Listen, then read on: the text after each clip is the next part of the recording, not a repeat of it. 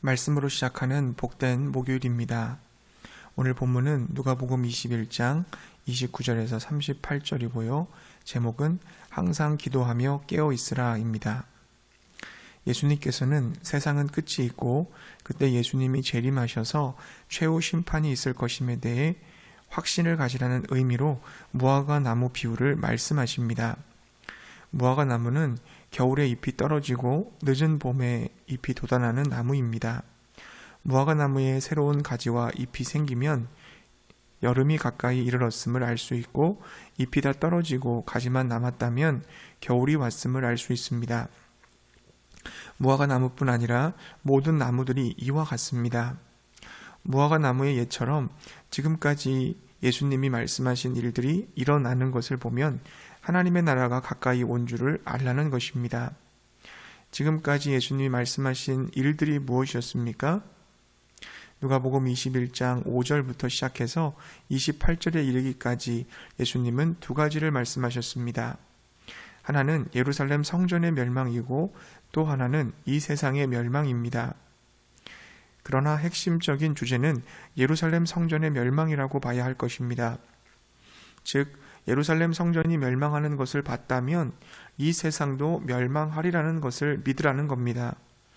예수님이 재림하셔서 하나님의 나라가 완성되고 믿지 않는 자에게는 심판이, 믿는 자에게는 구원이 주어짐을 믿으라는 것입니다. 32절에 보면 그 일이 이 세대가 지나가기 전에 모든 일이 다 이루어지리라 하셨습니다. 그 일은 예루살렘 성전의 멸망입니다. 실제로 예수님의 이 예언을 들었던 그 세대 중 많은 이들이 실제로 이 사건을 목격했습니다. 예수님은 다시 한번 자신의 말씀이 반드시 이루어짐을 강조해서 말씀하십니다. 천지는 없어지겠으나 내 말은 없어지지 아니하리라. 그분의 말씀이 땅에 떨어지는 것보다 천지가 없어지는 것이 쉽다는 겁니다. 즉 예수님의 말씀은 진실하며 반드시 성취된다는 말입니다. 예루살렘과 성전이 파괴될 거란 말씀이 이루어진 것처럼 예수님의 재림 그리고 심판과 구원도 장차 하나도 빠짐없이 이루어질 것입니다. 그런데 우리가 주목해 볼 것은 예루살렘과 성전의 멸망은 하나님의 백성이 받은 심판이라는 점입니다. 그들은 하나님과 언약을 맺은 선택받은 백성들이었습니다.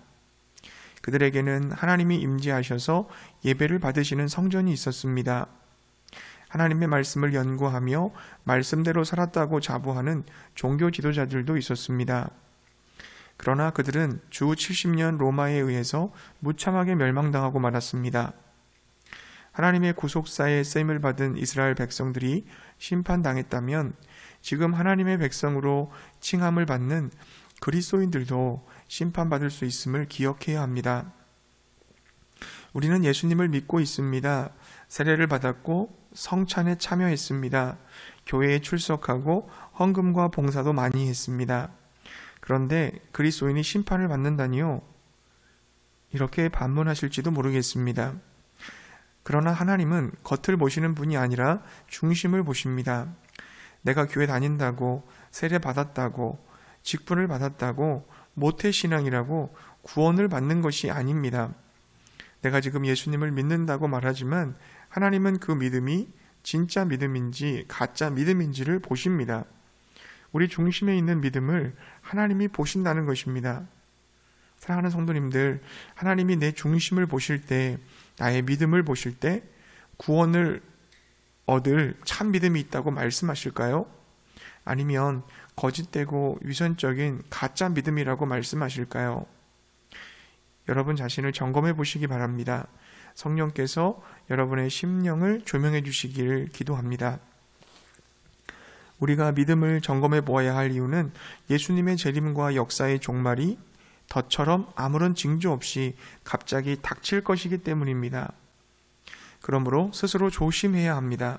주의해야 합니다. 내가 지금 예수님 안에 있는지, 예수님과 연합하여 예수님의 다스림을 받고 있는지 확인해 보시기 바랍니다.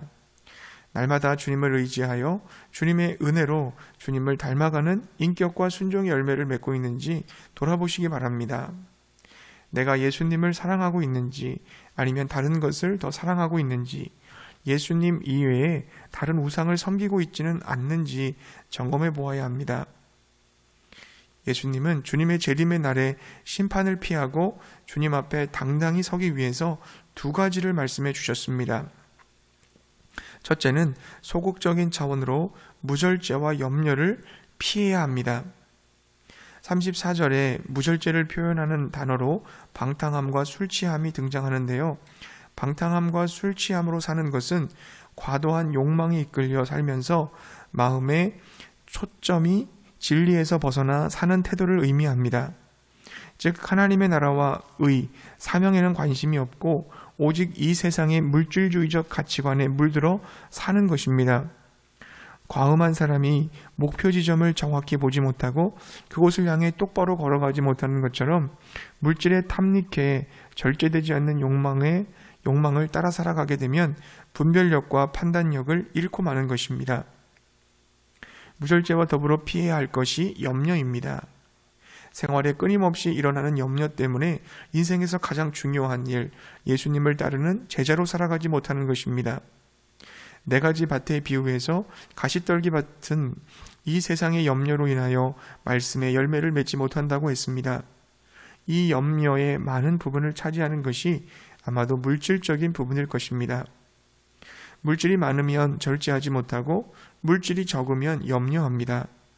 이러한 삶의 태도로는 하나님 나라에 들어가지 못합니다.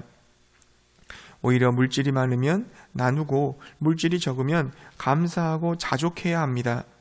물질은 숭배의 대상이 아니라 하나님과 이웃을 섬기기 위한 도구여야 합니다. 이것이 천국 백성의 모습인 것입니다. 둘째는 적극적인 차원에서 항상 기도하고 깨어 있어야 합니다. 기도는 나의 욕망을 이루기 위한 도구가 아니라 하나님 나라 백성답게 살아가도록 돕는 도구입니다. 기도는 하나님의 뜻을 이루기 위한 통로입니다. 하나님의 뜻이 무엇입니까? 내가 주님의 생명으로 풍성한 삶을 사는 것입니다. 바로 기도를 통해 예수님의 생명과 그분의 능력과 그분의 성품이 내게로 임하게 되어 풍성한 삶을 누리게 되는 줄로 믿습니다. 그렇게 항상 기도하는 사람은 깨어있는 사람인 것입니다. 사랑하는 성도님들, 중세시대 교황청에서 면죄부를 판매함으로 지옥에서 천국으로 갈 수 있다고 말했던 것처럼 이 시대는 예수 믿기만 하면 지옥에서 천국으로 옮겨진다고 말합니다. 속지 마십시오. 정말 그 믿음이 어떤 믿음인지 점검해 보아야 합니다. 믿는다고 하지만 무절제하고 염려 속에 살아간다면 그 믿음은 참 믿음이 아닙니다. 절제하고 감사하며 항상 기도하며 깨어있을 때 참 믿음으로 인정받을 수 있는 것입니다. 오늘 본문 마지막 37절에서 38절에는 예수님의 사랑을 깊이 느낄 수 있는 본문입니다. 멸망할 예루살렘 도성이지만 그래도 끝까지 포기하지 않으시고 성전에서 가르치시고 밤에는 저들을 위해 기도하시는 예수님. 예수님은 지금도 저와 여러분을 위해 기도하시고 진리의 말씀을 가르쳐주고 계십니다. 그 사랑의 주님 앞에 참 믿음의 사람으로 살아가시기 바랍니다. 무절제와 염려를 물리치고 항상 기도하며 깨어있는 그리스도인으로서 살아가서 주님의 재림을 잘 준비하시기를 바랍니다.